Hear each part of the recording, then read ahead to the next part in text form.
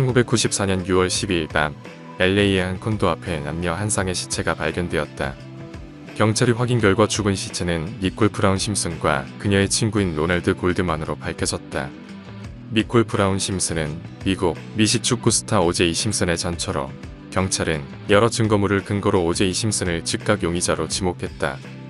오제이 심슨은 1970년대 최고의 미식 축구 선수로 1973년 올해의 NFL 선수로 선정, 1985년 명예의 전당에 이름을 올리고 2019년 내셔널 풋볼 리그 100주년 기념 역대팀에 선정되는 등 NFL 최고의 런닝백 스타였다.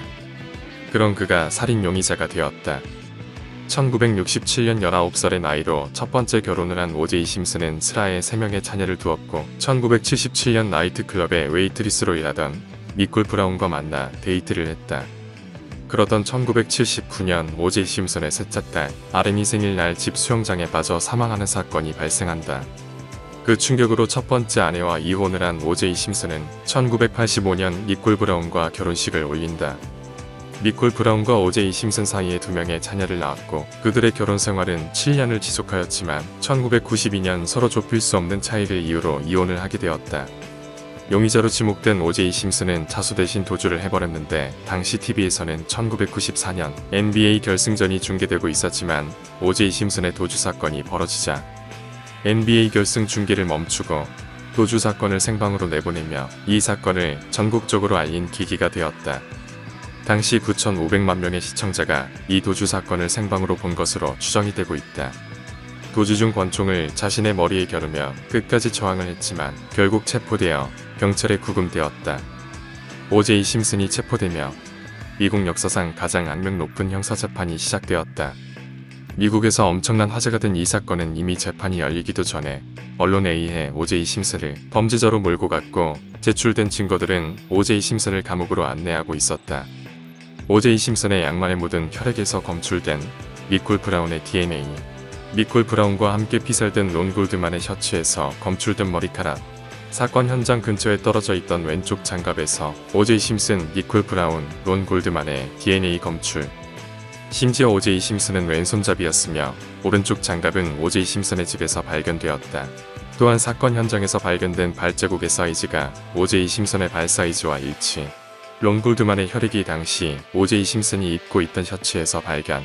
정말 빼박이라고 할 수밖에 없는 증거물들이 있었지만 오제이 심슨도 가만히 있지는 않았다.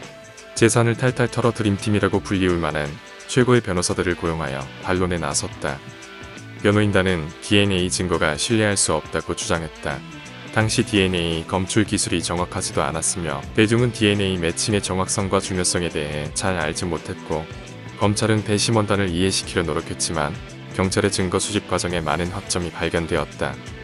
경찰은 수집한 혈액을 잃어버리고 이전에 채취한 혈액을 다시 현장에 가져오기도 했으며 니콜 브라운과 론 골드만의 시체에 이불을 덮어버리거나 증거물을 맨손으로 다루며 현장 관리를 허술히하여 가해자보다 더 많은 피 묻은 신발 자국을 남기기도 하였다. 문제의 왼쪽 장갑은 첫 현장 수사에서 발견되지 않았으며 현장 수립 내역에 장갑이 없었는데 어떻게 나타났는지 경찰은 제대로 된 답변을 하지 못했고 오히려 일부러 장갑을 현장에 놓았다는 의심을 받았다.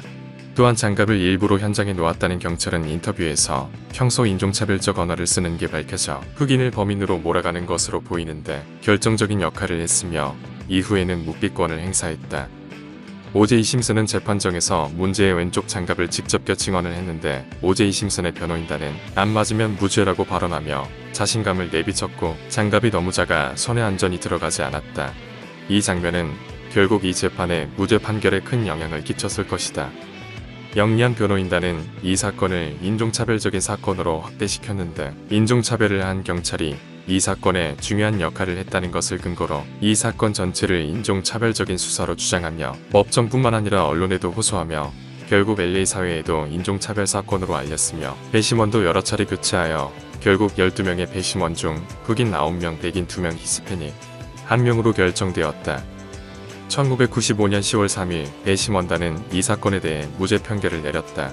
오제이 심슨이 범인일 거라는 충분한 증거가 제기되었지만 부실한 경찰 업무와 DNA 증거가 채택되지 못한 점이 크게 작용하였다.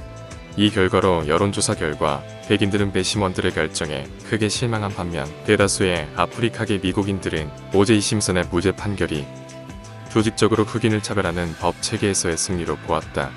법의학 분석이 발전해도 오제이 심슨은 동일한 범죄에 대한 두 번 재판을 받을 수 없는 법에 의해 보호를 받고 있다.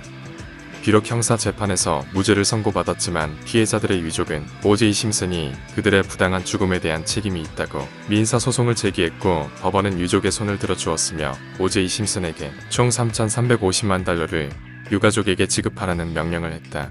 형사 재판을 치르며 전 재산을 변호사 비용으로 내느라 빈털터리가 된 오제이 심슨은 유가족에게 아직도 배상금을 지급하지 못하고 있는 것으로 알려져 있다. 빈털터리가 된 오제이 심슨과는 반대로 이 재판에 관여한 대부분의 사람들은 큰 돈을 벌게 되는데 특히 변호인단은 이 승소로 이름을 알리게 되어 전국구 변호사들이 되었고 검사 측은 이 사건으로 퇴직을 하게 되었지만 이 사건을 책으로 써내며 베스트셀러 작가가 되었으며 배심원단들도 각종 인터뷰와 회고록을 내며 돈을 챙겼다. 법원TV도 이 재판을 생중계하며 CNN보다 시청률이 더 높았다. 이후 오제이 심슨은 라스베거스에 거주하고 있는데 2007년에 무장강도 및 납치 혐의로 체포되어 2008년 33년형을 받고 감옥에 복역하다가 2017년 가석방이 되어 출소되었다.